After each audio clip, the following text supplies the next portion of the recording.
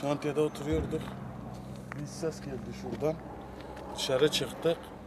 Baktık çocuk yerde yatıyor. Zaten çobandı. Oyun falan otlatıyordu burada. Görmüş herhalde dün yağan yağmurdan dolayı. Herhalde bomba açığa çıkmış.